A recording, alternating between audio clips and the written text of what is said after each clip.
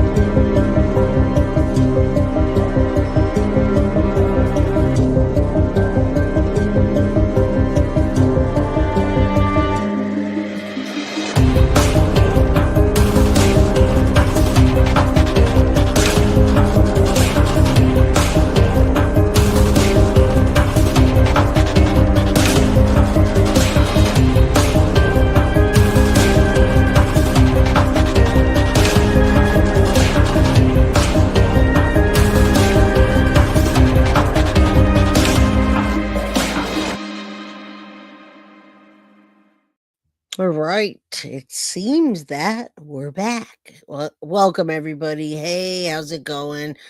All right, let's get that banner going. Hit that like button. Today we are talking about, and I didn't even call it what I wanted to. You guys, beam me up, Foxy baby, Foxy Amazon. Beam me up, Jay Sky. Thank you so much for the $2 super chat. I want to tell you, Sebastian Rogers, guys, what happened to him? What happened to him? What do you guys think happened to him? Did Chris Proudfoot say that he saw him on 226 or not? You guys were here with me. He absolutely said that the last time he ever saw Sebastian was on 226. 226 was the day he was already missing, and there's no possible way he could have seen him on 226 unless he was there when something happened. So we've got a problem here, guys. We've got quite a bit of a dilemma. Yeah, the dumbfoots haven't been in a while. Member for 4 months. Missed you. I missed all of you. And I've got so many new members. I want to thank you all. DD, Farah, Minnesota, Against All Logic, Virgo, Jojo, gifted that, and then Simply Nikki. Okay, so I'm going to start off with, I want to make sure I have enough time. I want to start off with a couple things, and then I will get into this audio that I don't know that you've ever heard before. But what I want to know is, I want DD to analyze it for us, you guys. Okay, so where's Sebastian? Why is he missing? And how do we rule things out? Now, the first thing I want to rule out is, did somebody pay for Sebastian? What is mom's lie? What is mom's lie? Oh, we're gonna get into that. I have 20 indicators that Chris and Katie Proudfoot have possible involvement. So we're gonna get into that, Avis. I don't want to give away the farm just yet, but my episode should have been called Sebastian Rogers, What Happened to Him, and 20 indicators that Chris Proudfoot and Katie, the both dumbfoots, had something to do with it, guys. I'm going to tell you right now, Katie does give me Letitia Stout vibes and so many things. But the first thing I'm going to do today is I'm going to rule out Seth. I know people are still looking at him and saying, Seth is crazy. He gets money. What's up, life artist? How you doing? He gets money. He hits on girls, blah, blah, blah. Let's rule everybody out that didn't do it and then point the finger at the people that I believe did. And I think that the cops are keeping their mouth quiet with the dumbfoots because they're looking at them and they're getting ready to name people of interest. So once you hear this, you're going to have a mind blown. Okay. Chris talks about he doesn't know about the CPS reports. Oh, yeah, he does. Yes, he does. So let's get going. Let's start with this, and then I'm gonna beg DD to analyze the audio that I have of Chris talking about two of the CPS reports, one being Sebastian and one being his own child. All right, let's check this out. I asked everybody, do you think someone paid to have Sebastian put away. Do you remember Paris Hilton?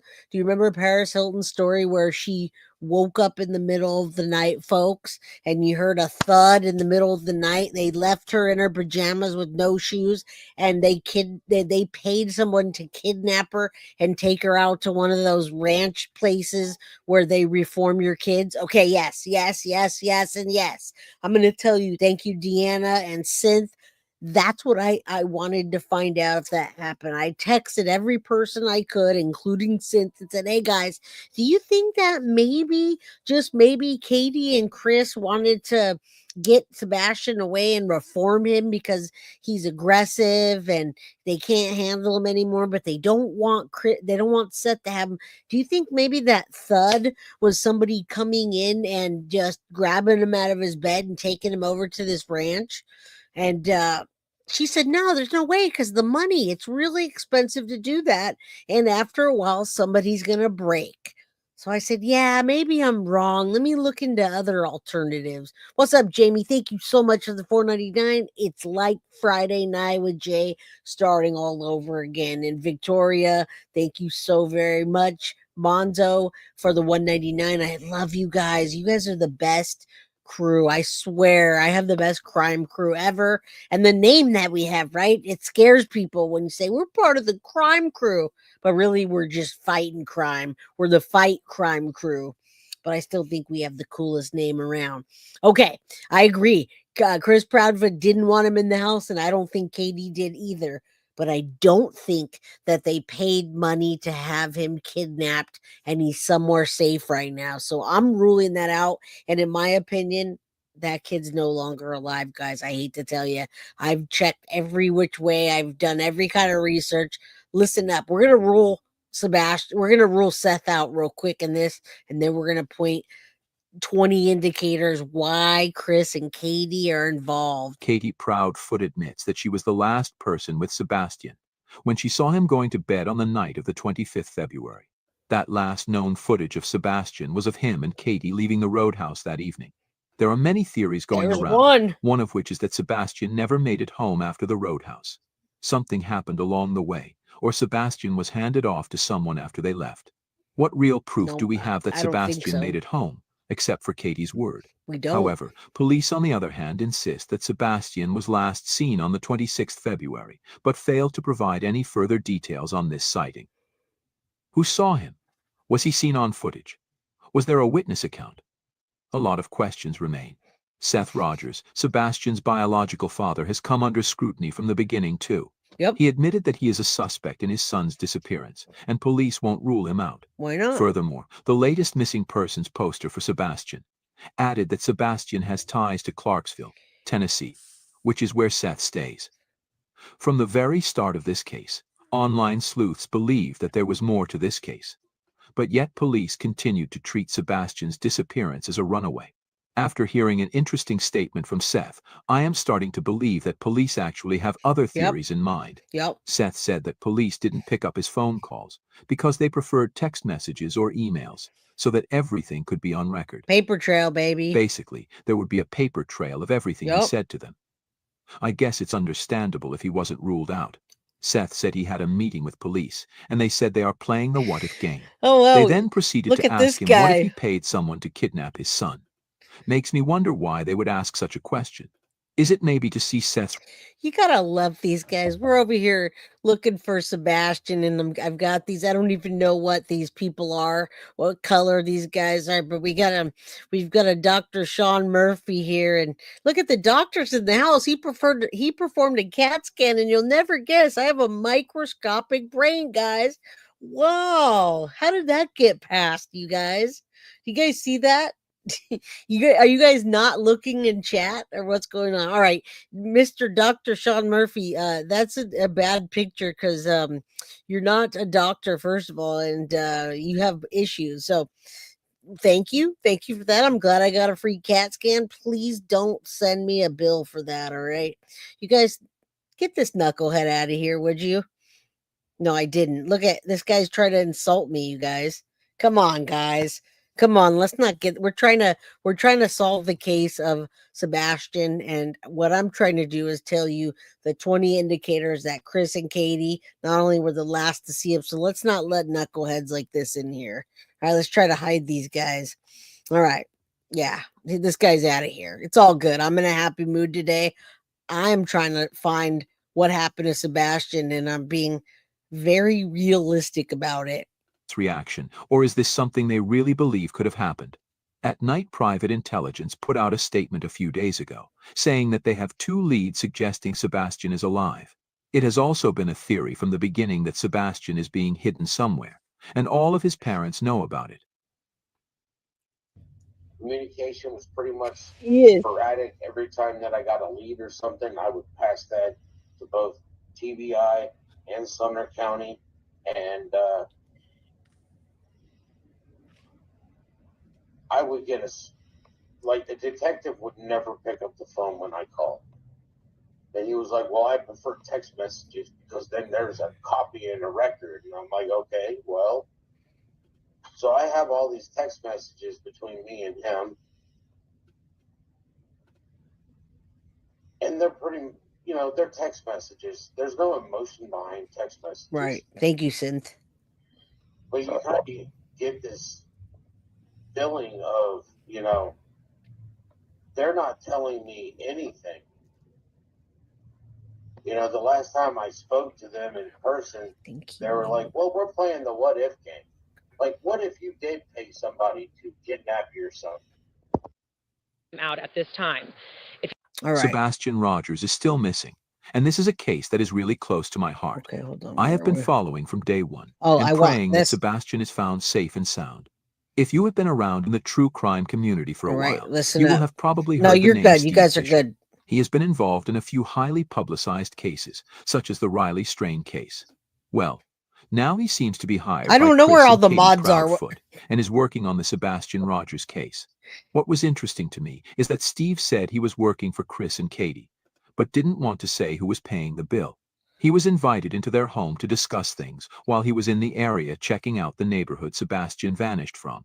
Recently, Steve made an appearance on a channel called The Lore Lodge, and it was a very interesting interview to say the least. The host of the channel asked Steve a number of good questions and tried to clear up some confusing aspects of the case. Many believe that the Proudfoots are behind Sebastian's disappearance, and the finger has been pointed at them from day one, especially when details about Chris not wanting Sebastian around his daughter and basically wanted him out of the house started. Oh, and then just wait. We're going to hear it real soon. It's coming up. I wanted to make sure everybody piled in. And I know I'm going to get hate after this because people are on some weird side that should be for the side of Sebastian Rogers and finding out what happened to him. So yeah, there's almost 200 people in chat. Hit that like button, guys. And we've already started off with some of the indicators, but prior to Sebastian disappearing, Katie and Chris were dealing with no less than 5 CPS reports, as well as in the middle of a contentious child custody battle with his ex-wife, Nina, who accused Chris of DV during their marriage. Now, Chris won't admit, he's not going to admit to any of these things, folks, but I'll tell you what he's going to do. He's going to admit to a couple of them. We're going to hear that and even more. So let's keep going. Yeah, they hate us because they ain't us. And that this case always brings out trolls. So it's okay if you see them, just get rid of them right away, please, because we're trying to find out what happened to this little guy Sebastian. We're not here to bash on Jay or any of that. You can do that on your own time with me. Started to emerge. A lot of red flags were raised. Steve said that he hasn't uncovered any evidence to suggest that the Proudfoots are involved in Sebastian's disappearance. However, he made it clear that he is working for Sebastian, and if he finds out who is responsible, then he will turn that person or those people into the authorities, even if it is Katie or Chris or Seth Rogers. Speaking on the search dogs, according to Steve, there has been no confirmed hit on Sebastian's scent. Another shocking aspect is that police was in no hurry to collect that footage, and after days of waiting for the police to collect the footage, the owner of that house actually took the footage to them. How absolutely shocking is that? In that same footage, it was said that Sebastian was seen taking out the trash. Police say they can see him, and it was Sebastian. However, the owner of the house says they never saw that. It was most likely very Right? grainy. There is so much to unpack in this Thank interview. you. I believe Steve charges around Thank you. $2,200 a day. Some are speculating that the Bowersox are paying him reason to give Sebastian the best day of his life. Okay, so this Katie is even said she made breakfast that. okay, so this is the last one. This is going to be the last one before we get to Chris, and I'm still going to keep telling you, as you already seen some of the indicators that we talk about, and I'll tell you one more. Chris and Katie, we're trying to either have Sebastian go permanently live with Seth Rogers or in a reform school for troubled boys, which clearly points that the Proudfoots wanted Sebastian out of the house for a large majority of the time. So it makes you wonder if their plan either wasn't moving fast enough, or in my opinion, something bad happened that particular night and he either didn't make it home or he made it home and there was an accident and Katie called Chris to help clean it up. And I'm going to keep telling, and we're going to go for, every time I tell you something, we're going to back it up and we're going to listen to Chris and we're going to listen to DD, and then hopefully DD will scrutinize this interview. All right, last one. I realize how overwhelmed Sebastian gets when I see this Day, and Sebastian called family to brag about it. They went out and accident. bought groceries. He got a colossal popcorn. They went bowling. And finally out for dinner to Texas Roadhouse. What? A lot of you, especially those who have kids on the spectrum, expressed to me how overstimulating of a day it was. Every child is different, but a lot was going on that day, and we wondered how Sebastian coped with all the hustle and bustle of that day. Was he used to it? Did they often go out to do so many things on a single day? Many questions remain. Thank you. However, today we see some new footage, and there are a couple observations that are very important to the case. Take note that none of his parents, especially Katie Proudfoot, since she was the last person with him, ever mentioned these things. Firstly, Sebastian gets out of the car, holding his ears and hurrying towards the entrance to the Roadhouse. We know that this can be a self-soothing behavior, or even mean a sensory overload in some children. Another thing to notice is that Sebastian was walking on his toes. I feel like that is something important to the case, something to look out for, something to tell the public. A few moments later, we see Sebastian and Katie heading to the table inside. They sit, And we've seen this before. It sounds like we haven't seen it, but we haven't seen it like this with everything all cleared out. I didn't notice how sensitive he was, but I did notice how fast Katie tried to hurry up and get in there, and then how very uninterested she was once they were sitting there. She didn't go there to eat, you guys. Maybe she just didn't want to cook, so she went there to go feed Sebastian, so she didn't cook. But she definitely didn't go to the Roadhouse for her to eat, because she wasn't eating. She was looking around, picking at her stuff. She took a picture of Sebastian and sent it to Chris, according to him. But for what, guys? Why would you take a picture of your kid that you're not even that fond of anyway? And it almost looks like she's like pointing at him and telling him. He was already overwhelmed. What was that picture for?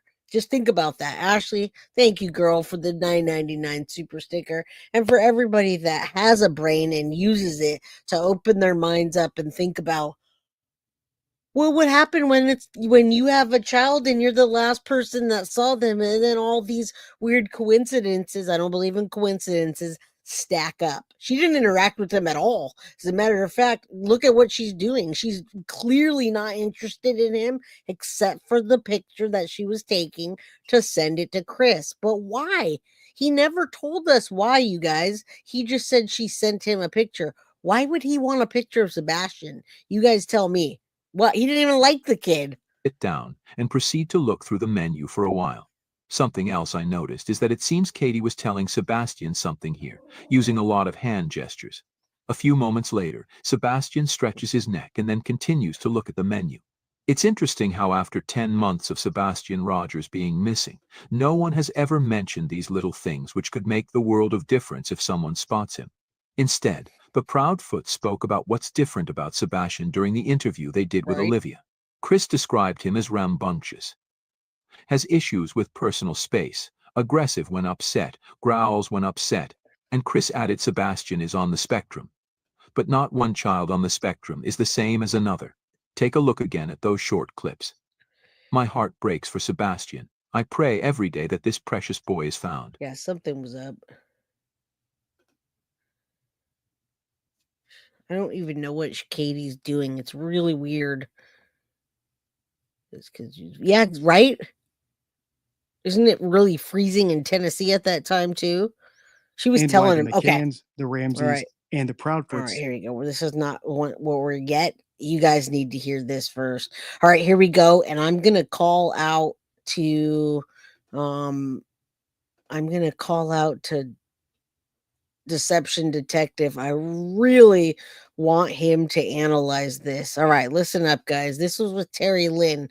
Now, I don't know if you've heard it or you haven't. I might have heard it way back when. Chris Proudfoot talks to Terry Lynn 3/20/24, and this is before he started going on that rampage with Katie and doing all this stuff. Listen closely, and I'm calling out DD because I want him to analyze this. Did y'all just not mesh well, you and him? You know, we meshed pretty well.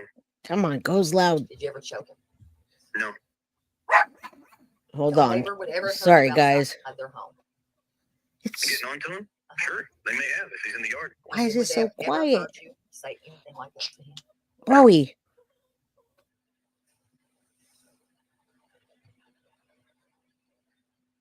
And did you ever have those 2 CPS cases at all? It's very hard to hear. Hold on. Which 2 CPS cases? Let me see if I can turn it up. Okay. So I have it in writing down here, but listen how she's talking to him. This is before everything else. She talks to him kind of rude, but he answers. And now we're going to talk about the CPS cases, and he's actually going to tell us about them. Let me start it over because my dog's decided to play with toys, and I have it as high as I can go, guys. I don't know why it's not going. So just listen up. I'm going to turn it on full blast. Okay, and then hold on. I need Deception Detective to listen to this too. Well, Did you ever choke him? no. No neighbor would ever have heard you outside of their home. Getting on to him? Sure, they may have if he's in the yard. And would they have ever heard you say anything like that to him? No.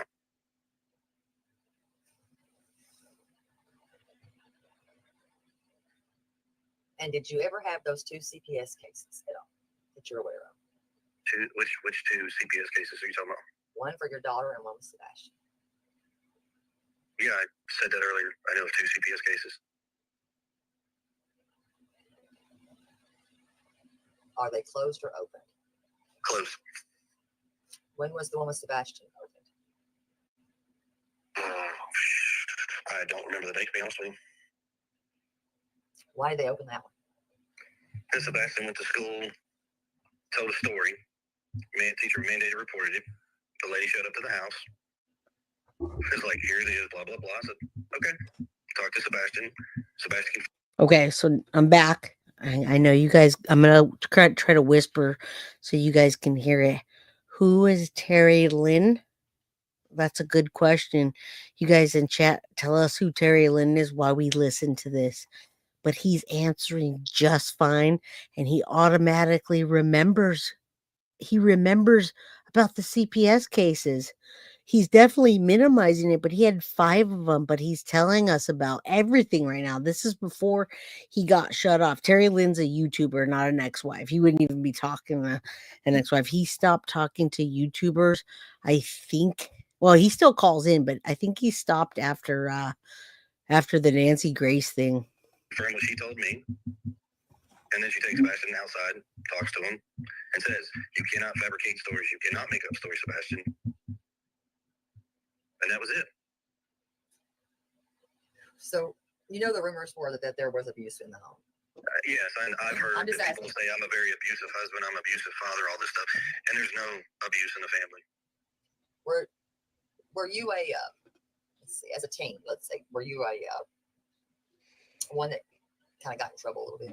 I was a hellraiser, but, you know, not too You much. maybe get kicked out of school and have to maybe go to a different type of school, like an alternative school. Maybe you have to choose to go into the military to get your shit together. Just asking because it's just me to ask. I know I didn't graduate with you. I graduated from Beach. Yeah, I didn't graduate from Beach. I didn't think so. No. Did you graduate maybe from an alternative school? No, ma'am. Nope. I just wondered. Did you graduate from any school in the state? Yes, I did. In fact, it was a Sumner County school. Was it Hendersonville, Station Camp? Nah. Oh, God, Station Camp wasn't even around. No, it wasn't. No. Is it Evie Wilson? No. Gallatin? Yeah, No. exactly. Let me think here. So why did where I graduated? Let's see. We got White House. I graduated from a Sumner County school. He's still being nice, though. Exactly. White House, probably. I think it was White House, in my opinion. We'll get him. I'm going to say White House. Probably. Okay. We'll get I him. know Danny lived in the Yellow House. And I don't know if you were around back in those days. Yep, I was. I'm just kidding. I mean, you probably were. I was. Let's see. And how old were you when you enlisted into the Navy? Okay, so what do these questions? These are not hard questions. This Well, is. no, I'm building up. So I'm. My cat's wanting to come on. Then I'm gonna tell you now. I'm not answering those questions. You said you had hard questions. Let's answer those. Hold on, let me get my cat. My cat likes to sit over here with me. Come on. Come over. Yeah, lady, come on. No, they get harder. Come on, buddy, come. She's warming him up, guys. Okay, you got it. Okay. He knows of 2 CPS See, we probably should have so face to far. face. I don't think we should have handled it. Tell me, we would have had fun. Oh, I don't think we would have had fun. I think Yeah, we we would have would've. been scrapping out in the yard. No. We Once wouldn't. again, No, you don't know me very well. it's not even that. I don't have to know you. I've already told you. I don't put hands on women. Okay, you've told me that. Did you hear how he said Like I that? said, you told me that. Just saying, you told me that. You're okay. I'm pretty sure that I know that you've done a psychological evaluation, which I know you're not going to admit to that. It's okay. Mhm. Have you ever? So you never. So the allegations that you choked this young man, all those things, that's bullshit. These people, everybody that said that they've seen these things, they're liars. A teacher that may come up with something that maybe it was said to them, they might be a liar too. Is there any truth or anything that you've done that you know is wrong? Nope. No. So you're perfect. I never said I'm perfect. Okay. He said, nope. So you're not perfect. Okay.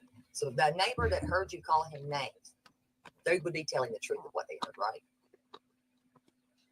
Yes or no? No, but that's okay. I'm just asking because those cameras would not, the ring things back there would not lie. Why would they come forward to say those things if they were lying? I'm just curious if you didn't say it. If you said it, just tell me. Do I like the word? Hell no. I despise the word. But if And once again, my answer is no. Then why did they say that you were doing that and you were yelling at that young man? And then here's the thing. Then that's news to us, and that has never been brought to law enforcement. And if they have, that'd be great. Tell them to take it to law enforcement. Now, again, how he's answering the questions is exactly the way you're going to hear it in a little bit when we do the deception detective. In my opinion, is it a hoax or is it a crime on what happened? In my opinion, it's a crime. It's not a hoax. Many people still think that they sent Sebastian off to Never Land and got him away from Seth, and that would cost tens of thousands a month. Now, I want to tell you, this guy is all full of mockery, and it's okay if the deception detective doesn't come on right now, because I'm going to send this interview to him to evaluate. Now, mockery is one of the things that he's really good at, this guy, Chris Proudfoot. When you're faced with an accusation like, were you choking Sebastian? Were you yelling at him outside? When you're forced with accusations, liars often try to discredit or intimidate their accusers, lacking factual evidence to defend themselves. In contrast, truthful individuals will usually respond quickly and directly with a denial and prove concrete evidence to support their assertions. Almost this entire time, the way he mocks her and says no, and the way he answers some of his questions are really surprising, you guys. All right, let's keep going. What's up? I don't know how to say it, but I'm going to call you X. All right, let's keep going.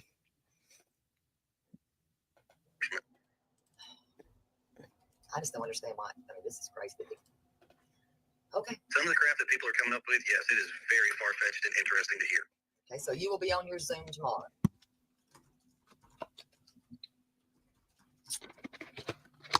Yes or no?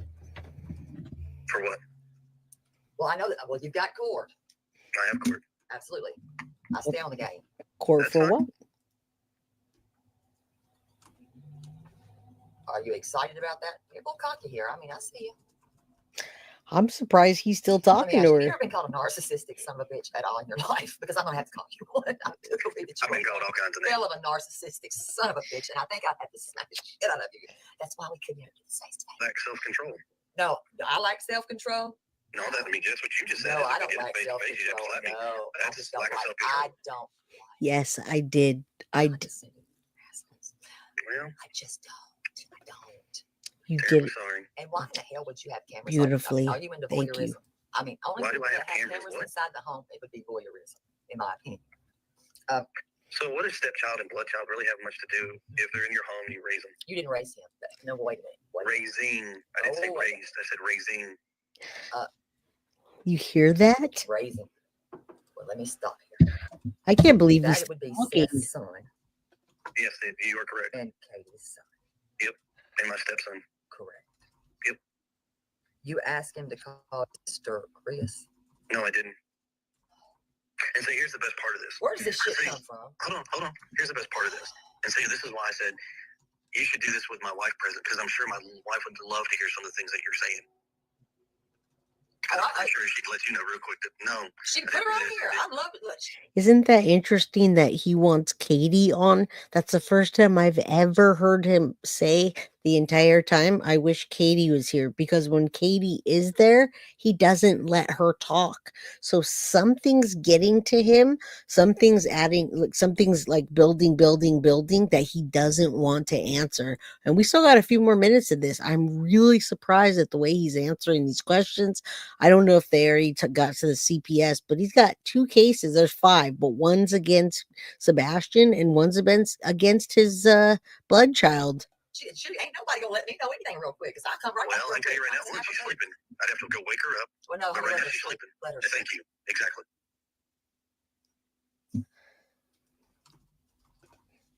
But there are many families that have been through this. Bless I've been through you. it with them. I know. And don't take this wrong way, but it's horrible. This is a thing that Listen, nobody should ever in their I life have know. to It's a experience. club they Ever. don't ask to join. No Their joke. kids have been murdered. I Well, know all about this. right now, we don't know anything about I'm the not person saying we're he's missing. murdered. I So didn't say that. I But didn't I say know you did. about this club because I have a lot of parents I Yep. do speak to that I'm trying to help them get justice Okay. and start searching. Well, Get then- out there in the morning and start searching for that. Okay. Nice excuse, right? What? What's the deal? What's the deal? So What? you're in, There's all. Do you drink? no. You need a beer or something. Take you a glass of wine. You'll be all right. Take something. Because I'm not saying that you're into voyeurism. I'm just saying. Thank you. Well, I'm not going to confirm whether there are cameras or not cameras in my home. Well, you So may See? did it already. No, I didn't. Well, you did. Did you hear that? He didn't confirm or deny if there were cameras or not. And she says, you basically did. You guys, there's cameras in that house, but those cameras never made it to the cops. And I guarantee you those cameras came down probably at the same time Katie was calling Chris, as she was talking to him on the phone when he was driving his 3 hours in precise amount of time. Those cameras were long gone, folks. Again, the cops haven't gone into that house and done a search. They haven't looked at these dumb foots as if they're criminals. Now, they might be doing that behind the scenes, you guys. We don't know, but I'm thinking that they are because of how quiet they are. There's too much that they're not saying even to the parents. And I understand that they do that with Seth because they need to have a paper trail. But with these two, it's almost even worse because they know that they were the last 2 people to see Sebastian alive. Now, Katie was the last person to technically see him alive, but this guy, Chris, says that he saw him on the 26th, you guys. How you were here with me when he said that? How did he see him? And then he corrected himself. He said, "Oh, well, I saw him on the 26th when I got home." You couldn't have saw him on the 26th when you got home because he was already missing that morning. Do you remember how Katie said she went in there to wake him up, but he was missing? By the way, how could you wake someone up when they're not there, by the way? All right, let's keep going. I'm getting angry at this. Do you? I think you say shit. It's like, No, do you I just say? simply Wait a minute. answered your No, question. You say things and you forget the shit that you say. Really, I don't know if it's because you're joking or that you think it's a joke or you're being funny or facetious. I don't know. You're But just maybe you asshole. don't. Hell, I don't know. But maybe you don't remember. Seriously, maybe you don't remember. Maybe you did fall and hit your head. I don't know. I'm being serious. But you Thank did. you. Okay. Jesus Christ. Do you not remember? I've never confirmed or denied whether Honey, the don't cameras look in on my house. Facebook. We're here. No. Listen, we are supposed to protect our kids. Are we Yes. not? We are supposed to protect our children. You are very correct. We are. Mhm. But we are not here to dominate them. And I mean, I know that you rule with an iron fist. And I've heard you, and you're very controlling. You have a control thing, and I see that. I get it. Maybe it is from your career in the Navy. I don't know. But kids need to be kids. I get that No, too. I'm good. I've raised 3 kids, great kids. Why wouldn't you want to search for him? So I didn't say I wouldn't search for him. So Right. if that's what you're insinuating, That's just what I that's said. exactly That's what exactly you're what I saying. just said. I'm not laughing. I'm for real. So here's what I'm telling you. Just because what y'all don't see. Who There's no, ta- y'all, I'm one person. There's not 10 people Okay, inside okay. here. All right, I'm you're married. right. Hold on. Let me change my statement. Just because you don't see what I or my wife does doesn't mean anything. Because you're not holding her hand, you're not walking side by side, you don't know what we've done or what we haven't done. What are you doing? Oh yeah, what are you Well, doing? we've got signs that were made and we got scattered across the state. We've got flyers out there. We've got people helping do billboards. I've seen the I've seen the 2 billboards. I've seen those. Well, you've only seen 2, but I can tell you there's a lot more than that because there were 7 from Memphis to Nashville on I-40 and 240. I'll check it out tomorrow. A YouTuber, Terry Lynn. Okay, I went back to that. Okay, that was done. Okay, guys, I needed you guys to hear that before we got into the next one. And this is with lovely Deception Detective and how to spot a hoax. I ask you, is this a hoax or is this a crime?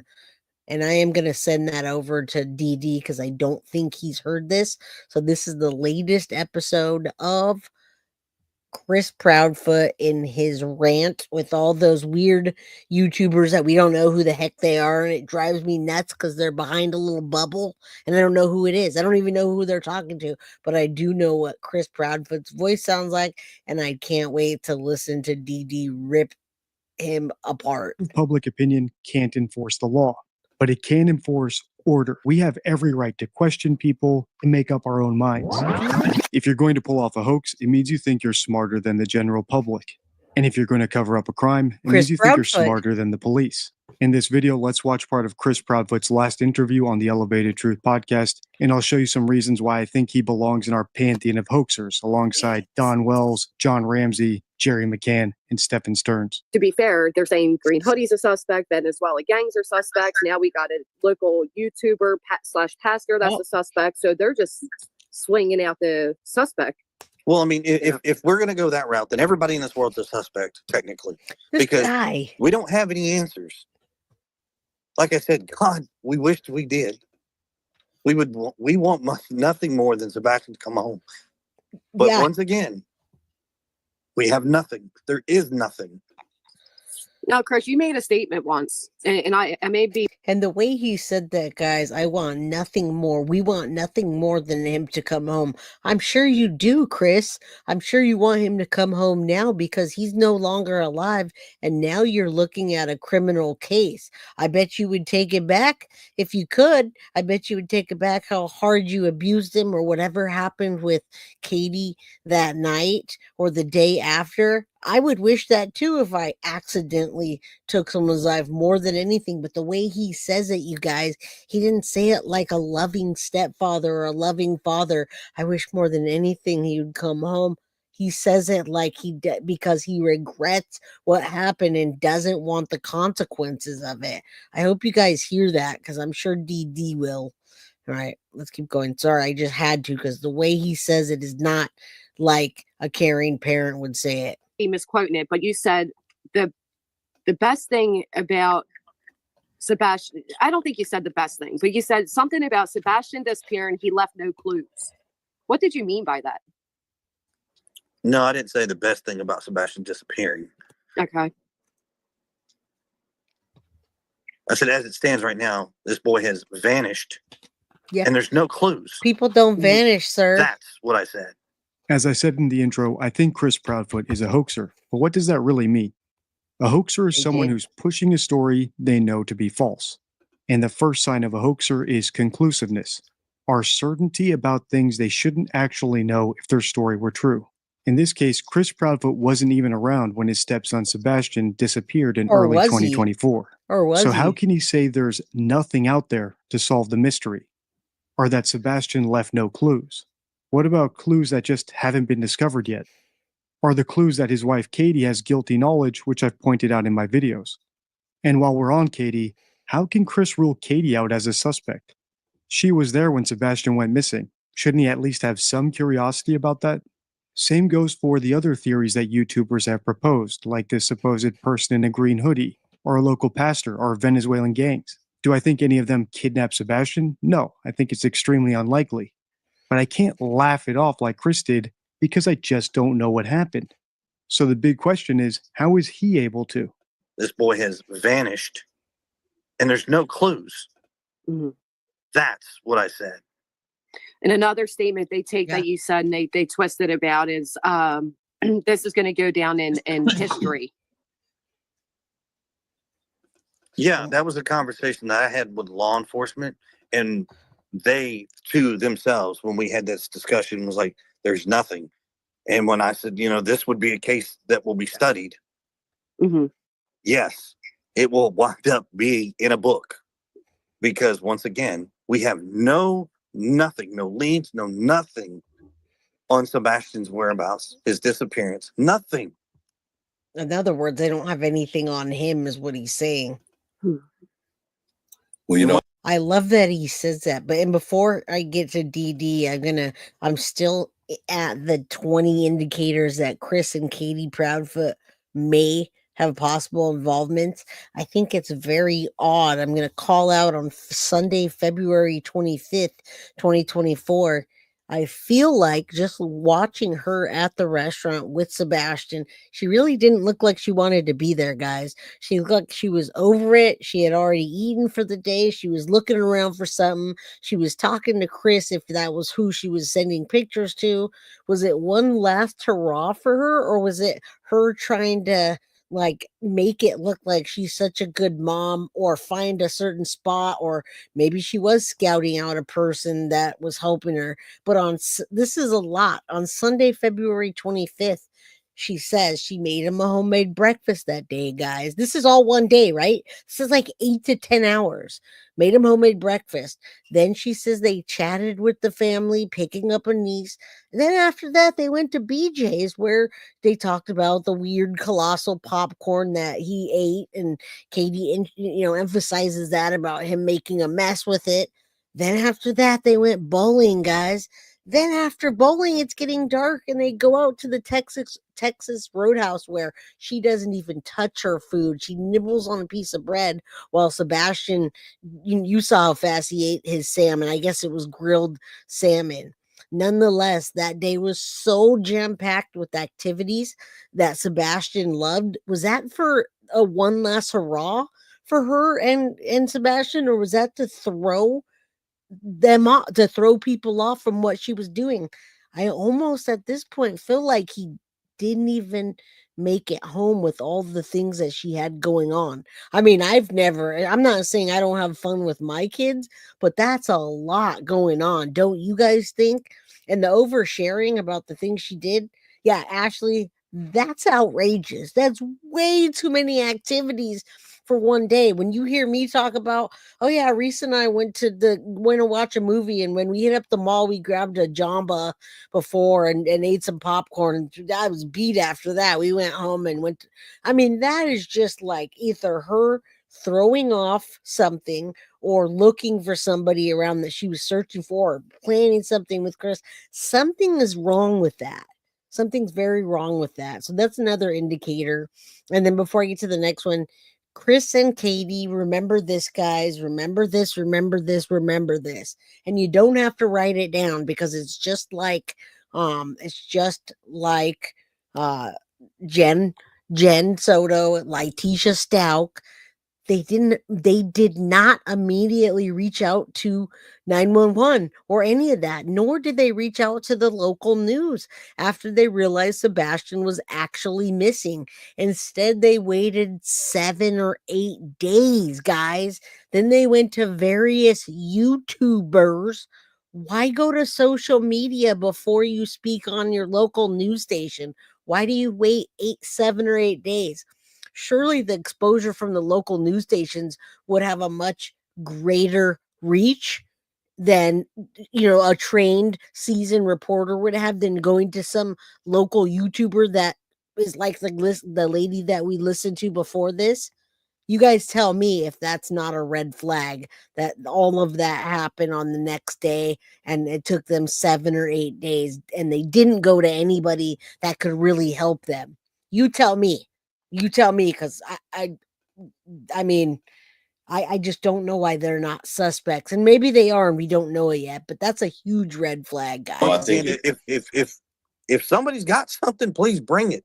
Yep. Bring it forward. Let us know. Yeah, let us know whatever you have on Chris, us. what about the trash trucks? Can you explain why both you and Seth believe that or at one point or another believe the footage to be maybe of a trash truck? Law enforcement showed us a video. Seth has said the same thing. I've said the same thing. We all saw the same video. Seth Rogers is Sebastian's biological dad. Unlike Chris, he was at least in town when Sebastian went missing. And statistically, he's a prime suspect. But has Chris ever asked the police to investigate him or even question his alibi? From what I've seen, he hasn't. And that's unusual. If you've seen my videos about Landon Bullard, Gannon Stouch's mom, you'll know that innocent parents of missing children point the finger at everyone. She accused her ex-husband, his new wife, you name it. Right. But hoaxers don't do that. Either it just doesn't occur to them because they already know the truth, or they recognize how easily it could backfire if they start pointing the finger at friends and family. Right. After all, if you're already getting away with a lie, why risk rocking the boat?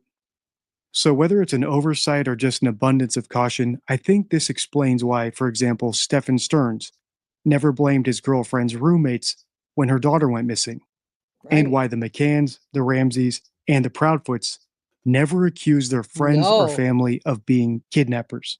In other words, Chris giving Seth the benefit of the doubt might make him seem like a nice guy, but it definitely doesn't make him seem like the father of a missing child.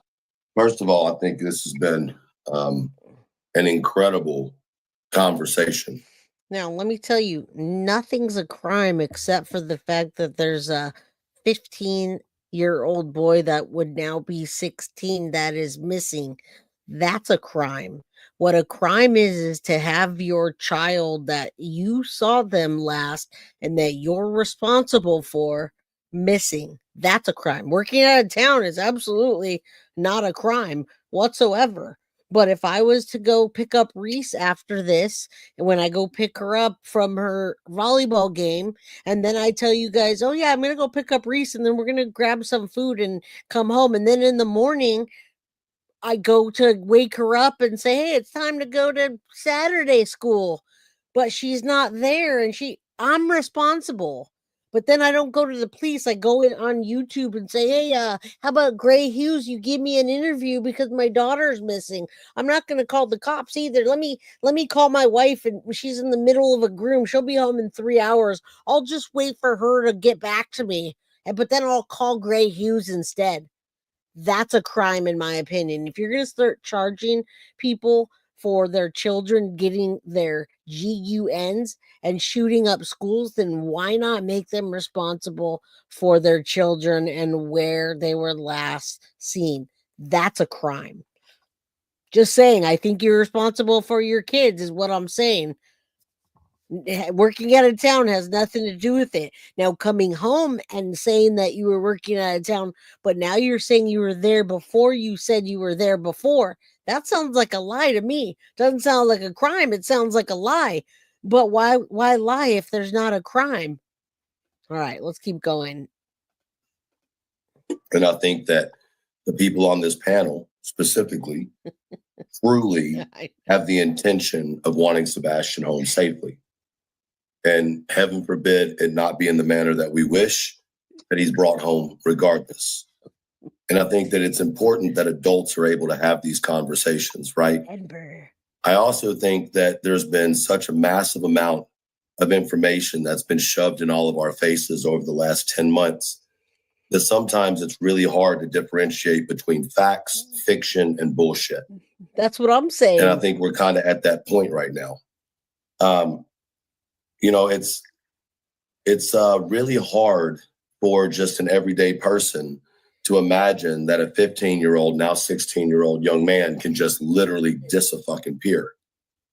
And I think it's just natural in human, minds to think that that couldn't happen without somebody doing something nefarious, right?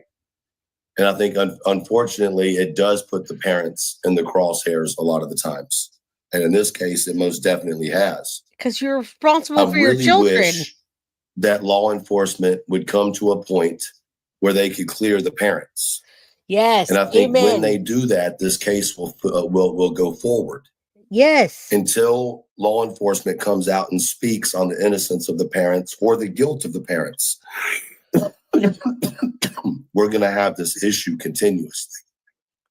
And I understand what you're saying, but in realistic terms, in the state of Tennessee, there are still missing children, and the parents have not been cleared.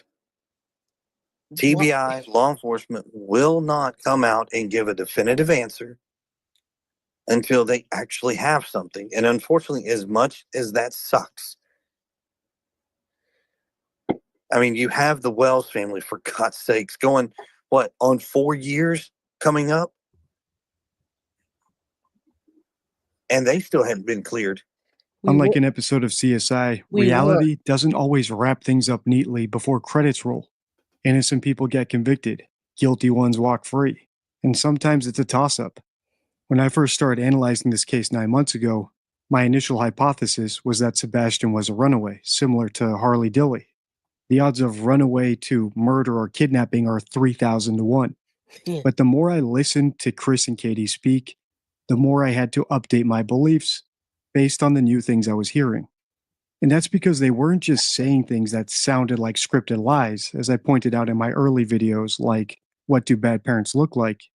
It was also that they weren't saying the things I expected them to say. You're right. If they actually didn't know what happened to their son. If you're not aware, this is my 4th video analyzing this interview, and I've yet to hear Chris address Sebastian directly through the camera, or make a plea to any potential kidnappers who might be out there watching, or even directly ask the audience to call in with tips in case they spotted him. As I said in my last video, he hasn't even given out the tip line phone number. As we listen on, ask yourself if Chris ever does any of these things. And if he doesn't, your next question needs to be, well, what is his priority if it's not to get help finding his son?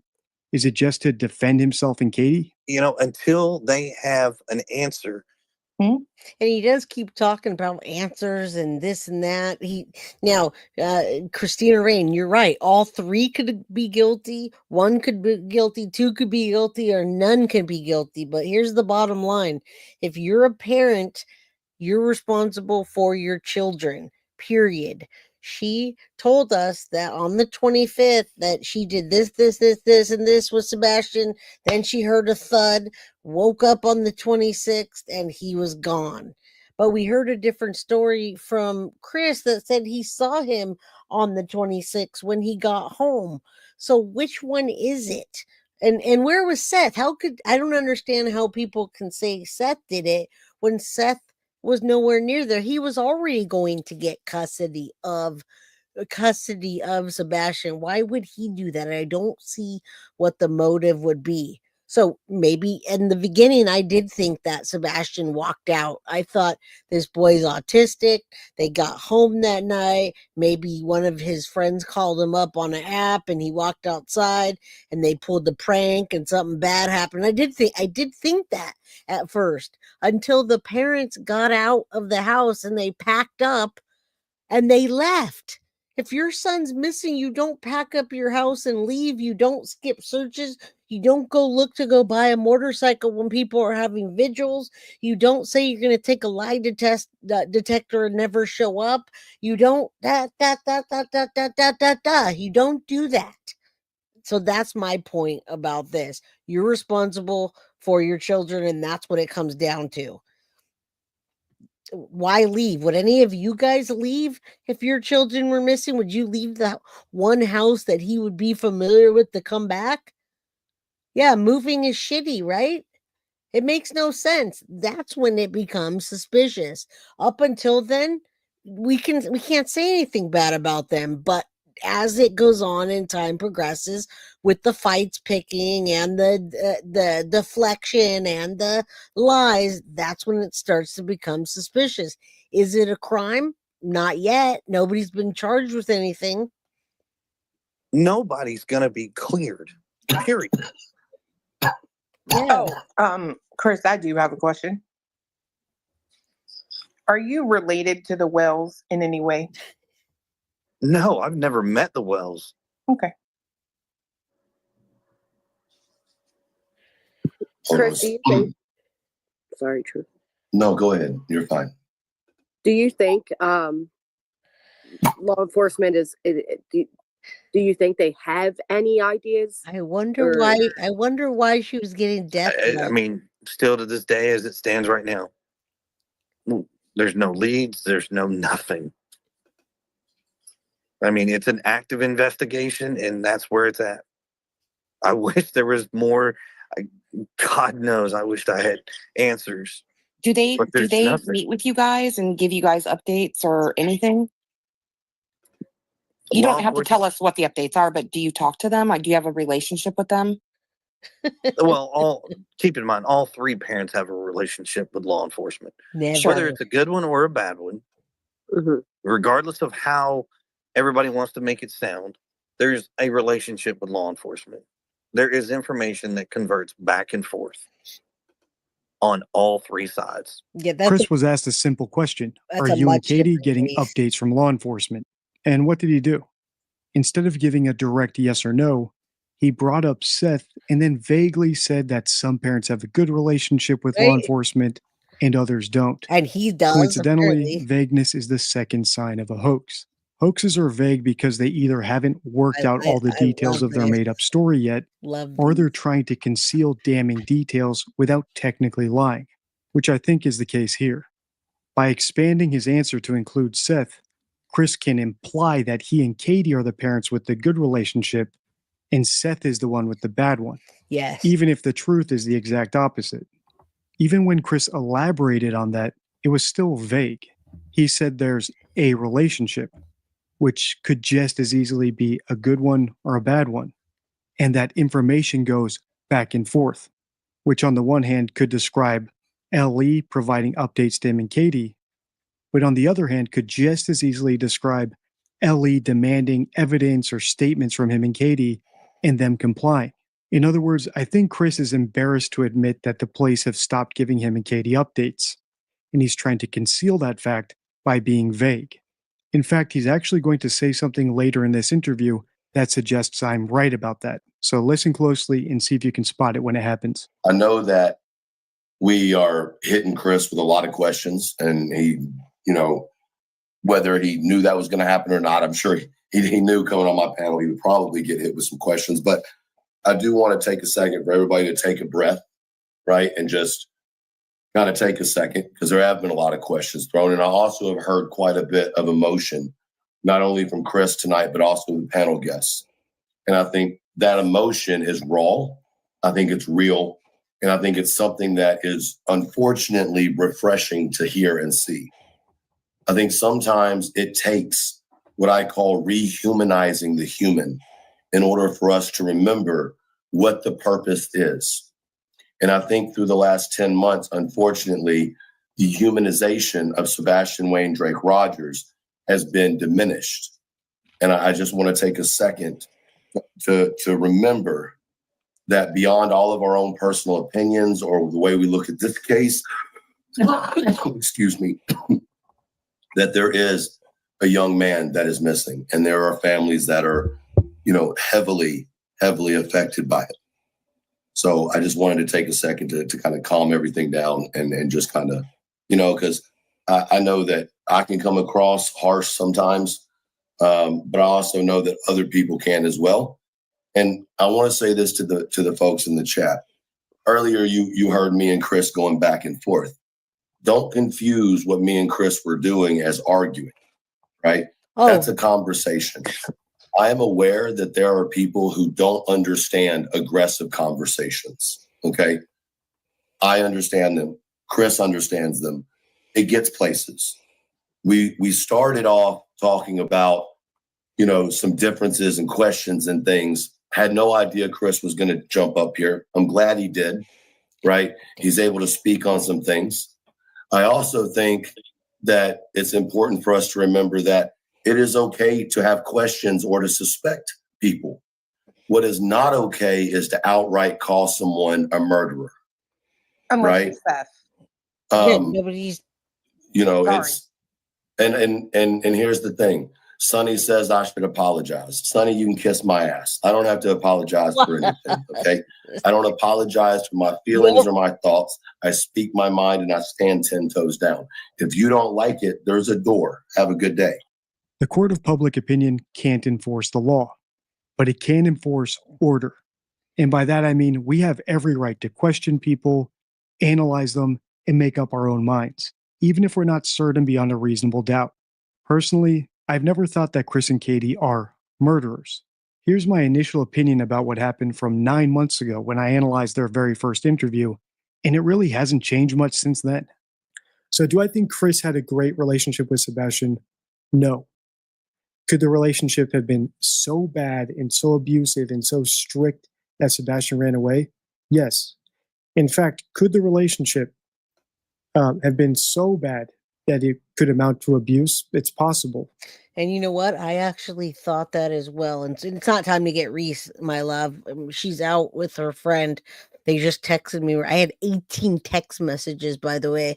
I'm not saying I'm popular. I'm just saying I had 18 text messages. Anyway, they're eating dinner right now. So I'm going to pick Reese up in another hour or so. But sorry, I had to take a break because I needed to tell my guy that's fixing stuff. I thought that too at first, you guys. I seriously, with all my heart, wanted Sebastian to have ran away just because I figure sometimes when you run away, you go with a friend. After a while, you realize, you know what? It's not all that's cracked up to be. My house is so much better than that. Whenever I know my kids grew up, right? I have a 25-year-old. It would be like, this house sucks. So I send him over to his friend's house for, go ahead, go stay the night, honey. When he's like 17, he comes home begging, Mom, I love it at home so much more. You guys are so much nicer and you got the best snacks. And you know what I mean? Kids always don't know what they have until it's gone. So I thought maybe, just maybe, Sebastian took off and was like, hey, I can do better without them. Chris is mean. My mom yells at me. But the more and more that I see that these people and the way their first interview with just hands and the way that they've acted has led me to believe that something bigger has happened here. And we're going to find at some point, I hope we find his body. So just saying, I did think that too. But now I really do think that Sebastian and Katie, well, yeah, I think Sebastian and Katie, you heard that on the CPS report. One CPS report was from him beating on Sebastian, and the other was from beating on his own child. So yeah, Kim Watch J, 25-year-old son, I thought you were 30. No, I have a 25-year-old and a 10-year-old. I'm 45, my love. All right. So I did think that, and I'm not trying to say that. I'm not trying to, I'm passionate about finding Sebastian, but I think the key to it's going to be right there with Katie having the key and Chris being the keeper of secrets. That's why this video is so very important for me to get out today. All right. But these are not looking like parents who killed their kid and are now trying to push a hoax Right. about him running away. It's looking more like parents who were extremely strict on their kid and either compelled him to run away are suggested he run away and are okay with him running away. Something along those lines. Now we got you. So we're all humans and we all have conversations. We have emotions, and that's what makes it so interesting. Aggressive, Thank you. passive aggressive, whatever. Having a conversation is great. Appreciate you. Not having a conversation is not great. Sebastian's name stays out there for conversations. Keeping him in the forefront is the point of this. Yep, me too. I'm not going to bash. I'm not out here. I'm not going to sit here and say that this person's horrible. This person's this. That's not. I stand by what I said before. I think everybody out there for being able to keep his name in the forefront. Katie says that she thanks everybody for keeping his name in the forefront. But we just ask respectfully as we can. You're not respectful, enough with the though. passion. That's it. You know, nobody owes anybody apologies unless you felt like you need one. But I have a question that's kind of Sebastian going missing related, if you don't mind. Yeah, please. So I went and compared the TBI posters of other missing children, and they're all pretty specific. Like, this person went, or this child went missing from his residence on this day. This person went missing and was seen in this car on that day. Sebastian says went missing in the area of Stafford Court on February 26th. Does that mean anything to you? Does that, do you, or can you say, because it's a little confusing. Do you know any information that you could share about that?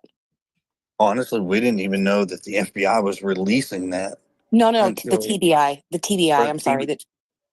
Well, honestly, like, we don't, anything that they like put together, we are not privy to. Okay. So we wouldn't know. He straight up said pervy to instead of privy to. You know, I had to make fun of that, right? He straight up said, we're not pervy to. Are you pervy, though? Really? And you know what? They aren't pervy. They might be pervy. They're not privy to that information because nobody's been cleared yet, and they shouldn't be telling them anything. This Chris guy, man, he's digging himself and digging himself a deeper hole. Something happened to Sebastian. What happened to him, guys? Whether you say he was last seen on the 25th or the 26th, that's neither here nor there at this point, because we don't have any footage to show him after the 25th when he was at the Roadhouse, and nobody else said that they saw him except for Katie, whether that be the 25th or the 26th that Chris says. So I don't know. You tell me. I can't stand the sound of his voice. Clark, I can't either. I wish that I didn't care so much about this case and Sebastian. I'm so invested because I can't stand these people. Even Katie's voice really bothers me, and she can't speak for herself. She just can't. It's her own son is missing, and yet she can't speak for herself. So something's going on. We've been doing true crime way too long to not know what a hoax looks like or a crime, but in this case, a hoax is a crime. And you guys know it's a crime, right? You guys understand that it's a crime. If Sebastian is alive somewhere and they sent him off to grandma's house, or they sent him off somewhere that is hiding him from the world, that's still a huge crime. And it's a crime that you can get 15 to 20 years for doing something like that. So either way, it's a crime. All right, let's keep going. What they're putting out until they either call us and say, hey, X, Y, and Z. And it's normally when that happens, it's like, hey, within a few moments or an hour or so. So normally when the information comes out as you're finding out, we're finding out too. Okay. I mean, we don't know. So we don't know if that means anything. We don't know, right? Is what we're saying. We don't know if that means anything. But it is perplexing because in the area of Stafford Court has always been kind of like, did somebody see him? Yeah, did somebody see him? Well, so, okay. There's been no sightings. But speaking of new but updates, hold on. So there's been no sightings by people, but is there somewhere footage that does see him? And I want to piggyback off of what you were saying there, Body. Compare the flyers from like the FBI with other kids, and it says, like we did one the other day, Truth had brought up this girl and we looked at the flyer and it was very specific, like the whereabouts of her, or like basically the reward was for like any information on the whereabouts or the prosecution of those responsible for her disappearance. And if you read Sebastian's, it literally only says the whereabouts. Right. I don't have an answer for that because we don't know what they put on the posters. We're not privy to that. We don't know why they put You keep saying whatever they put on pervy. those posters. We don't. Did you catch it? To reiterate, Chris isn't privy to anything the TBI or FBI have put together, nor is he privy to what gets put on the poster. As he said himself, he learns things at the same time that these panelists learned them. In other words, this seems to confirm my analysis that law enforcement had stopped giving him and Katie updates, which is why his response to that exact question was so vague. But here's the tricky part. Can I say for a fact that Chris is lying? No, I can't. No. Because his response was so vague that it technically wasn't a lie. If I were to make that accusation, I can already hear him saying, I never said they were giving us updates. I only said that information was going back and forth. They asked me and Katie for our cell phones, and we provided them. Yep. Something along those lines. This is why liars and manipulators are so hard to catch. We don't know what they put on the posters. We're not privy to that. We don't know why they put whatever they put on those posters. We don't. Now, are you aware that they have recently announced that this is a criminal investigation? Do you know if that's true? So a while back, a long time ago, I think somebody made a FOIA request to the. I'm sorry. I just, it's like a little kid laughing. I've been doing this for hours now. I just need something to laugh about. Yeah, privy is definitely privileged knowledge. One thing I am good at, I am too, Bear. I might suck at math, but I was always really good at English and writing and all the kind of grammar and spelling. That's one thing I can do, and that cracks me up that he keeps saying pervy instead of privy. So it's just one of those dumb jokes, but thank you. Yeah, I don't know what happened to my math skills. I only know how to count money, but I can't do math if it was to save my life. All right, let's keep going. I just need punctuation. I'm really good at that. I can write a couple of books a day. I have a lot to say, but give me a math problem. Just don't call me pervy, please, because then I'll get upset. He doesn't seem to get upset that he's calling himself a perv. Their legal department released something, and then they had to go back and redact it because they said a criminal investigation. And I believe somewhere along the lines, either a reporter or somebody had to do a redaction, and so it's an active investigation. Still to this day, that's all we know.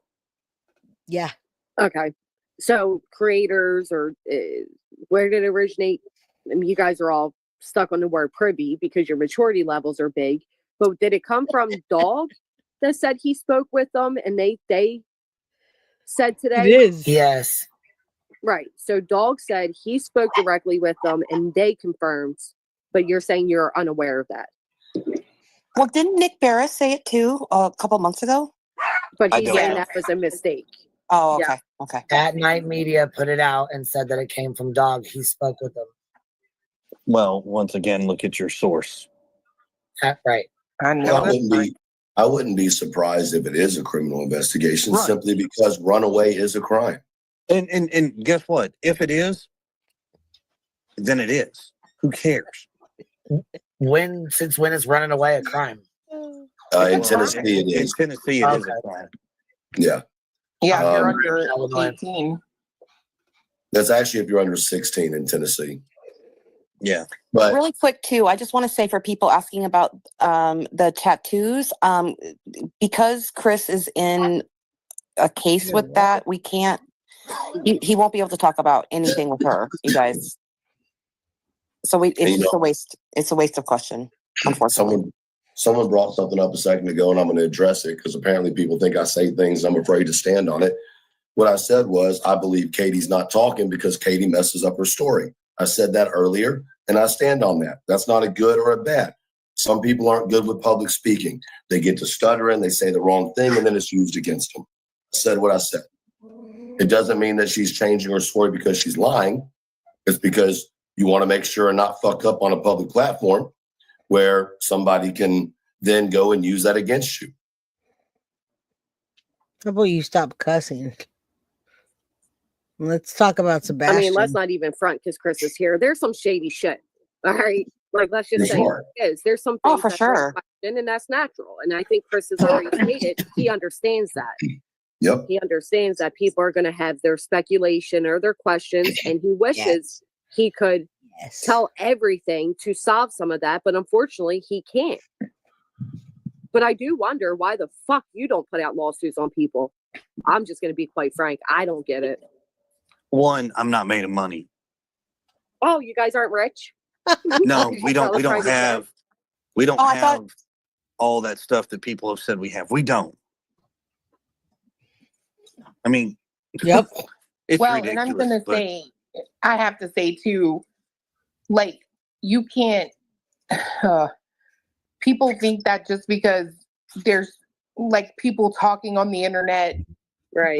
Bad. You can't just fucking do that. You can't get a restraining order.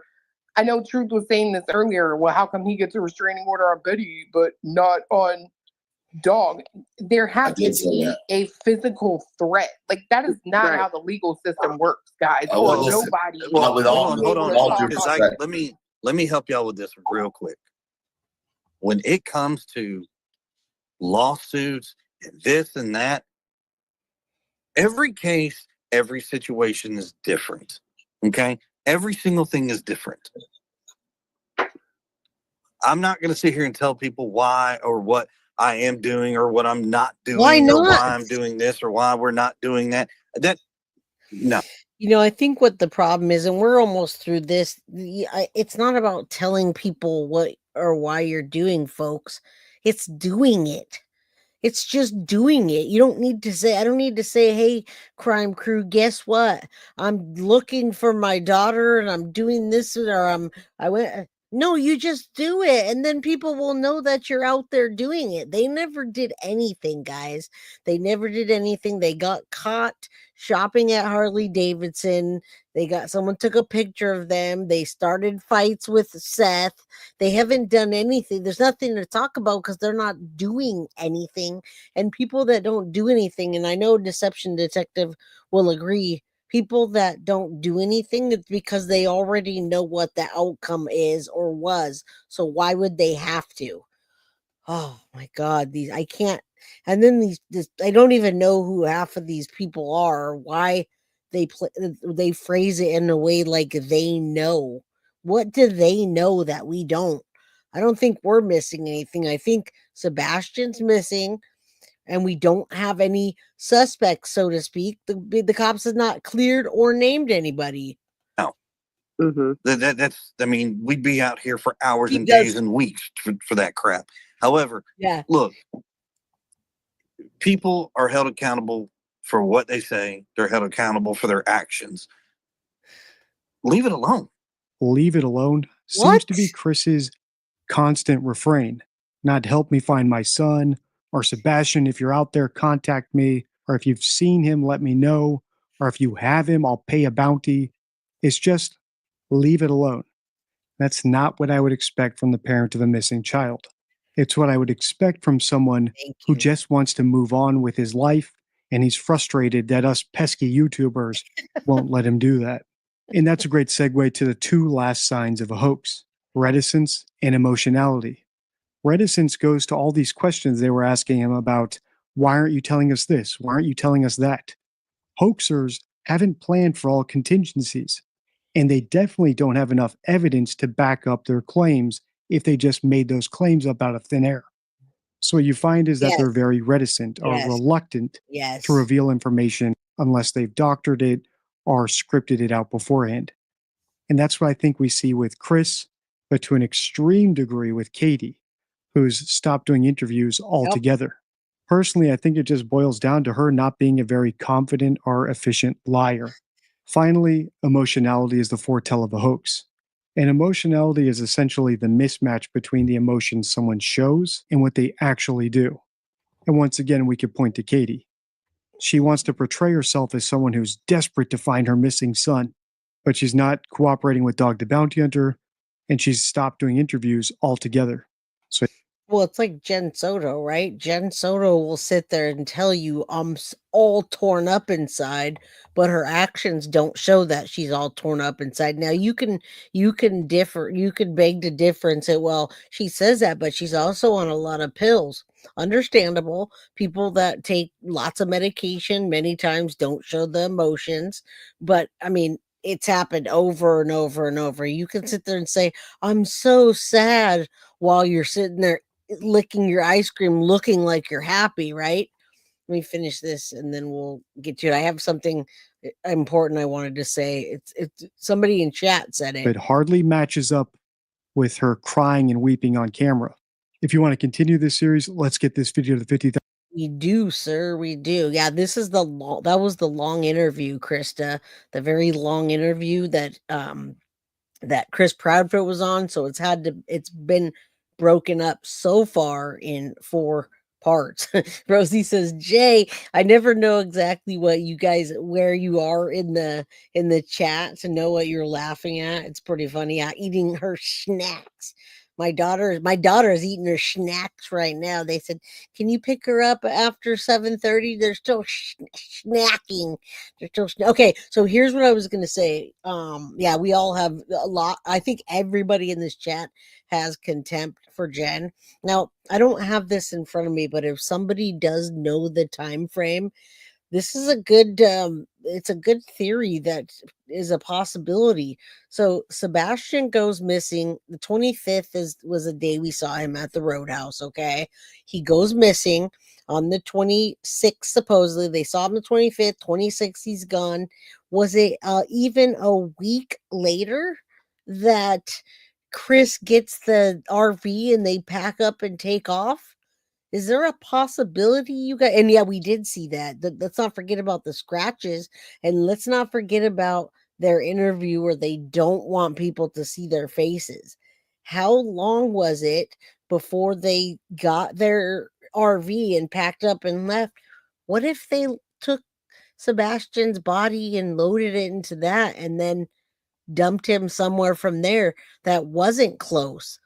Many people speculate that he is in the woods around that area if something happened, or at Chris's work site. You remember at one point they went to his work site and nothing got found.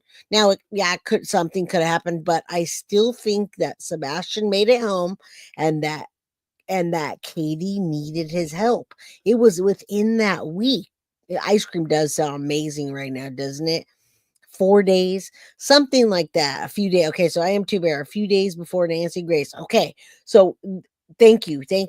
A theory, a very smart theory. If you have an RV and you know what I'm talking about, it'd be very easy to have an accident with a child that you're abusing, which it seems like they did spank him a lot. He got aggressive. They talked about that. Katie calls Chris and says, get home. And she's freaking out, right? She's on the phone freaking out because why else would he stay on the phone for 3 hours? Within days, they were already off and out of there. So easy to put a body in that RV and take it. Do we know where they went after that? Now, it's very possible. I'm not saying it's exactly what happened, but it happened way too fast for it not to seem odd, guys. I don't know. I don't know what happened to Sebastian, but I can tell you whatever happened to him, in my opinion, I saw some people leave different comments saying, in my heart of hearts, I know Sebastian's alive.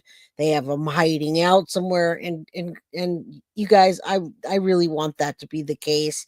But the more people that you get involved in a case like this, which means it would have to be Chris and Katie that have at least one other person hiding him out. And then it had to be more than one other person because there's going to be other people that are staying at or living at a house. So that being said, now you're talking 2 people plus Sebastian plus the person that is hiding him and then anybody that they're involved in. So we'll say 4 plus people. When you start getting that many people, the truth is always going to come out, you guys. So I really want him to be alive, but at this point I think that the cops are going to sooner than later call this a crime and start looking into suspects. They have to, because a 15-year-old autistic boy that was overstimulated, he was overstimulated. Have you guys ever been to Roadhouse before? When you walk up to Roadhouse, they're always playing this loud ass music. And then when they call someone, they give you this little thing and it vibrates and they say, okay, you can come sit down, dumbfoots. So the music is loud. I feel like he was overwhelmed. He was walking on his tiptoes, which shows me even more that either in the car he was overwhelmed because Katie said, you better behave. And then the music got to him. Something happened, guys. And yeah, he was loaded. I didn't realize that until this last time. I know, peanuts on the floor. That's kind of gross. I don't think after COVID they do the peanuts anymore, guys. Yeah, there was lots of noise. The Roadhouse trips me out because when you walk up, it's like, it's just, and then people are waiting and you're just, ugh. After COVID, you guys, I became a hermit. So, yeah, you guys, do I have one more? I think I had one more for you. I just wanted to, I'm going to send this to DD because I want him to analyze that. Is there one more? We got this one. We did this one. This one, we did this one. I think I might have one more and then I'll let you guys go. My daughter's not home yet, guys. I don't even know what to do with myself. So it took a quick story, you guys. It took my wife 5 years to talk me into having another child because, right, we have a 25-year-old. And I was like, babe, we're almost done. I'll be cruising in my early 40s with no more children, right? So I said no for 5 years, guys. I said no to Reese for 5 years. And after that 5 years, the moment I said yes, she was pregnant the second time, guys. So right now, your girl Jay from Guilty of Crime at 45 years old, I would be footloose and fancy free with no children had I said no. Dear Lord, I'm so glad I didn't say no. Yes, right? Right? Thank God for that, you guys. Holly S, my girl, how you doing? Every time I see you, I want to ask you about Gypsy Rose. It's like I always want to say, what's going on with that? Did Gypsy Rose really have a baby? Oh, and someone came on here earlier. We were talking about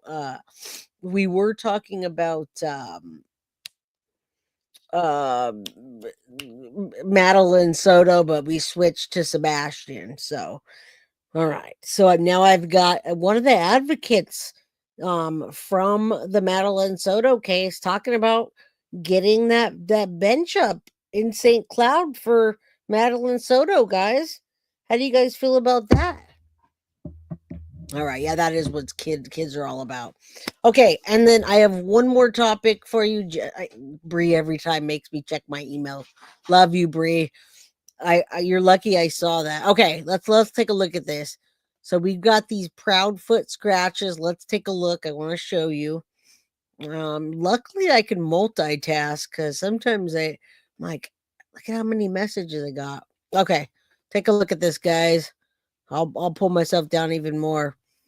In my opinion, imagine what these look like 10 days before this picture. Someone or something fought him with teeth and nails. Soon the truth will come out, allegedly, in my opinion, very soon. What do you guys think about that? I saw that before and I wasn't sure if it was photoshopped or not. Kim Watts says, I hate to tell, never be free of children. They always come back and we love it. Well, Kim Watts, what I meant was getting up at 7 or 6 in the morning and having to go to school and take my daughter to school. Now I got to do all that again. My 25-year-old son comes shopping at my house. What are you talking about? He comes over and says, Mom, I need this and this and this. And I say, get the grocery bags, honey. And he goes shopping in my house. We're never free of our children, but not going to school at 8 o'clock in the morning. All right, guys, this is you. I don't know why I didn't tell you. This is Chris Proudfoot's arm, guys. What do you think about that? Why do you think that they had the Jay, when you call you at 2 or 3 in the LO? Wait, what, Kim? When they call you at 2 or 3 in the, yeah, right. Yeah. That's what Uber's for. Okay, what do you guys think about that? That's Chris Proudfoot. That's his Chris Proudfoot arm. His arm, is that photoshopped, guys? What is that? That's what his arm looked like in all those interviews. Do you think that? And did he ever answer the question, Bree? He kept asking them to keep the camera above his arms.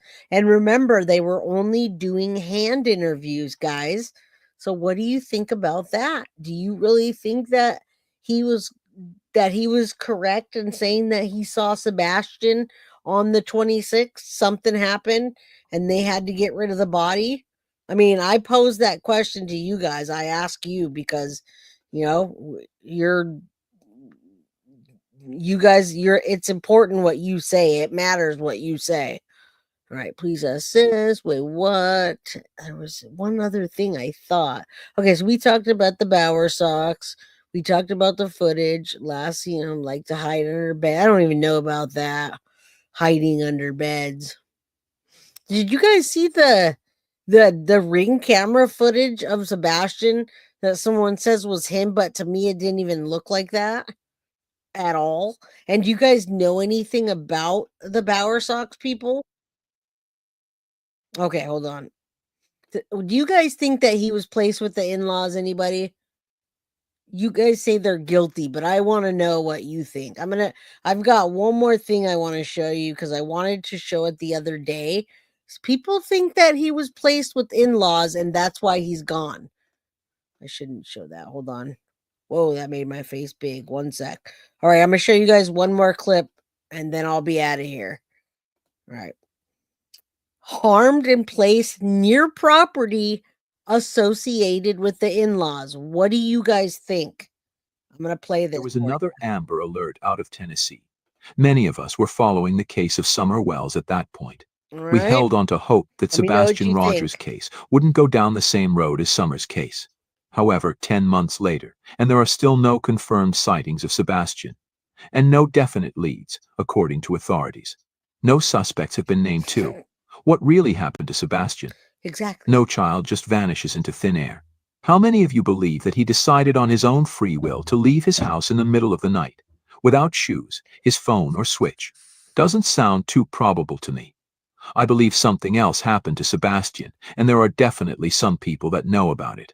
At night, Private Intelligence put out another interesting update yesterday. It reads, the ongoing search for Sebastian Wayne Drake Rogers intensifies as at night Private Intelligence, in collaboration with partners and collaborators, remains steadfast in its pursuit of uncovering the circumstances surrounding his disappearance on February 25, 2024. At night is sticking with the 25th February as the day he vanished, even though authorities say that Sebastian was last seen on the 26th February. What do they know that we don't? Because according to Katie, she last saw Sebastian the night of the 25th when he went to bed. That's what I'm At night states that at this point in the investigation they are pursuing 3 major leads. They have 2 leads indicating that Sebastian survived. Of course, this would be amazing, especially after 10 months of being a missing person. Right. This would be absolutely great, and definitely a glimmer of hope. At night is prioritizing this with the utmost urgency. They also have 1 lead that is suggesting potential harm came to Sebastian. This lead points to the possibility of Sebastian's injury and placement near a property associated with his in-laws. I guess they are talking about the Bowersocks, Chris Proudfoot's parents, who were under intense scrutiny from the beginning too. Each lead is being pursued with unwavering diligence, drawing upon all available resources, intelligence, and expertise. I wish more would be done in this case, and that Sebastian can be found Yeah. very soon. What do you guys think about the new leads? Drop your thoughts down below. All right. So I think that the more people, the tougher it will be. And yeah, I can look into that. I hadn't even actually finished with everything. Talking about the 20 indicators of Chris and Katie. So let me just give you a few more while you're still here. As Katie spoke to more news reporters and YouTubers, her story as to what happened on Sunday night changed and evolved, you guys. So as we just listened to that, we just said the 25th or is it the 26th? Which one is it? So at first, Katie mentioned hearing Sebastian playing in his room an hour after sending him to bed at 9 o'clock. She claimed to hear the thud in his room, right?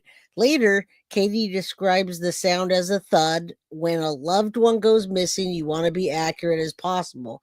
As you can when you're describing it. So it went from him playing in his room making noises to a thud. So based on this logic, it's clear that that it clearly dictates that Katie Proudfoot likely wasn't telling the truth about exactly what happened. Number 6, I don't even know if I'm going to be able to read all these. When Katie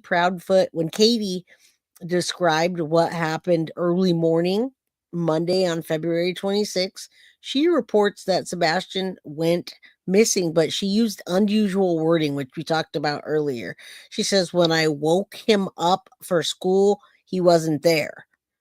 This makes it sound really like, did she wake him up or did she try to wake him up and he wasn't there? Because it's weird wording. If she woke him up, he had to have been there unless he was deceased that night. Maybe something happened. She went to wake him up and he was not alive anymore. So that's another thing. We don't know what kind of medication. Early on, Seth said that he thought it was possible that Katie may have been giving Sebastian too much of his sleeping meds. And during many of the interviews, Katie keeps her eyes down. She doesn't look at the interview when they talk about any of that, which we already know. Another thing, Katie left her home that Monday, and they said that she yelled out to her neighbors that her son was missing. Also, she got into her vehicle and took off for Sebastian's nearby school. But according to 2 anonymous sources, one who spoke with Sweetie Pie Low, Katie pulled into the school and then she quickly peeled off, not bothering to even go inside and let the admin people know that Sebastian was missing. So that's kind of interesting, right? I mean, those are kind of interesting things that show, wait, what is that? Why would you do that? That sounds like another Jennifer Soto. All right. Now, early on in the Chris Proudfoot declared that all 3 parents had been cleared. You guys remember that. They still haven't been cleared to this day. Now, we know he's a liar, but he seems determined to sell the idea to the public that all 3 of them have been vetted and cleared. That's odd. That's really odd. I mean, when he doesn't like Seth, in my opinion, but he uses Seth as a way to incorporate himself into parenthood when he does talk about Seth. So that's strange to me. Now, Chris and Katie also say with confidence that Sebastian walked out of the front door of their home, but how can they be so sure of that? Now, this speaks to them knowing that Sebastian actually walked out of the door, and the only way they could know that is if one of them saw him walk out of the door. Did Katie get in a fight with him and they got into an argument and he left and she doesn't want to talk about it because she'd be held accountable, right? If your kid leaves and they don't come back, you're pretty much going to be on the chopping block. They're going to want to know everything about it. All right. Now, with Katie claiming she discovered Sebastian missing at 6 a.m., she and Chris did not call the authorities until 6:33 a.m. Every minute counts, of course, when a child's missing. Law enforcement often referred to the first 3 hours as being the most crucial.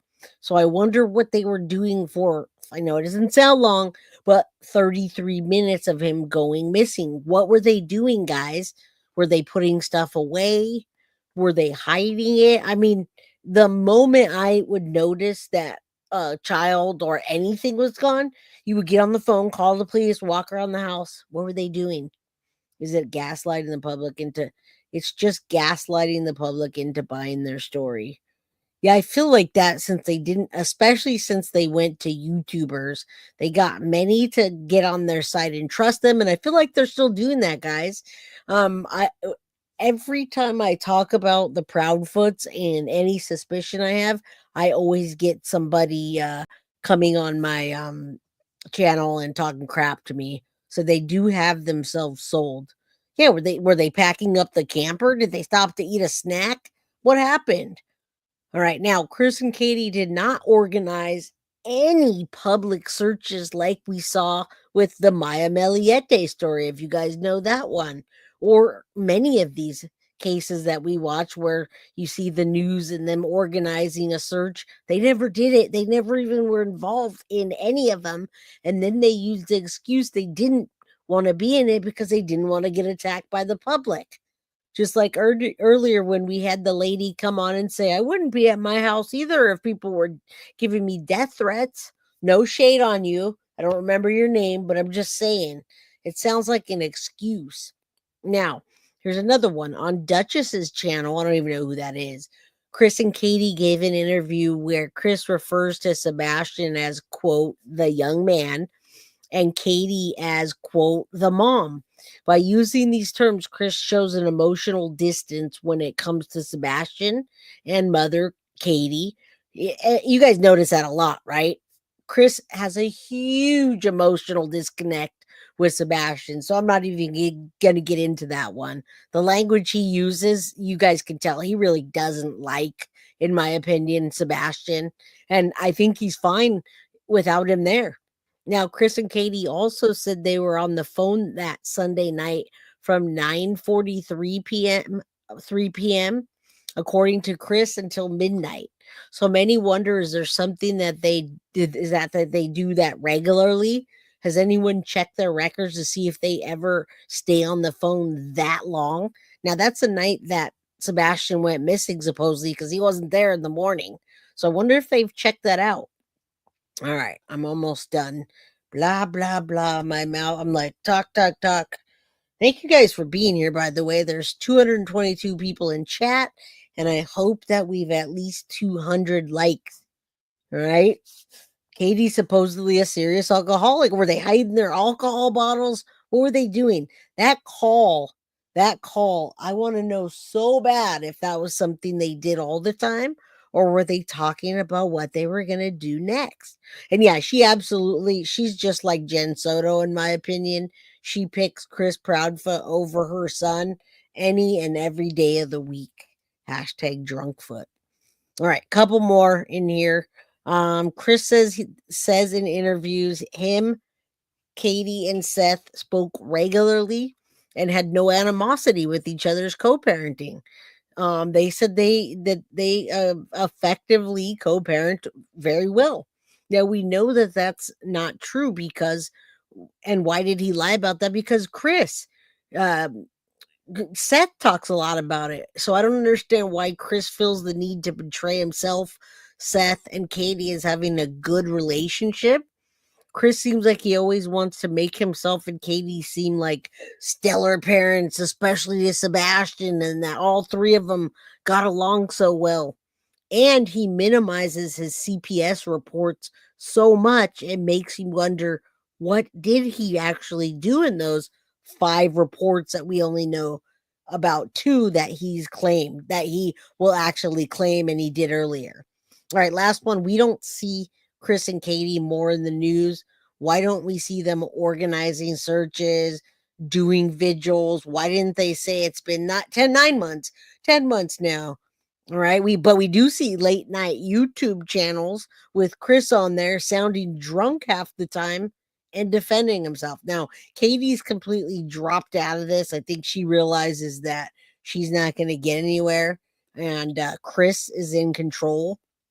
But yeah, I think if I didn't name if I didn't name at least 20 reasons that would indicate Chris and Katie and some big red flags, well, I didn't do my job today, folks. So thank you guys so much. I think Katie is Sebastian's mom, and she's the number one person that should be looked at much closer. And I hope they do something soon, because I'd really love to start covering. And I'm covering other cases regardless. I want Naziah Harris to be found so bad. I want her to get justice. That little girl went through hell, and many other cases. Thank you, JC is what I'm going to call you. Thank you for being a new member. Lots of new members here. People I haven't seen before. Love you guys. Thank you guys so very much. I don't know what Bernice is saying, but you say these folks getting a little attention and try and keep them in the circle of knowledge. Interesting. Yeah, I don't know. I just know that we need to. Yeah, that's why there's no court. There's no trial. There's no criminal case. It's all circumstantial. That's what I'm saying. It's the same with Jen Soto. Jen Soto's not arrested because it's circumstantial. But guess what, guys? At some point, there's going to be a prosecution without a body. Look at Naziah Harris. May that little girl rest in peace. Nothing had came out from her cell phone records, no money being spent, no social media for 365 days. And she's going to get justice, in my opinion, in the court of law. So until then, circumstantial, the more and more nowadays with everything we have, social media, circumstantial means quite a bit, guys. All right. I love you guys. Arrest the proud socks, arrest the dumb foots. And y'all, Jen showed her cards when she brought up Woody Allen. Clark, thank you for reminding me. I have so much to say on that episode. I'm going to actually put that together when I get off of here after I eat and go pick up my little love. All right, guys, I love you. I will see you very soon. Say a prayer for your girl, Jay, that my house gets done sooner than later and I stop freezing my ass off. Good night, you guys. Love you. Mwah. I'm so happy to have been here with you today. Guilty of crime. I want to thank you for watching. If you enjoyed my content, please share this video, like, and subscribe. You can also follow me over at Facebook, Instagram, TikTok, X, or Gmail. If you'd like to donate to my channel, you can use Cash App or Venmo or PayPal. Thank you very much in advance. Guilty of crime. Are you guilty?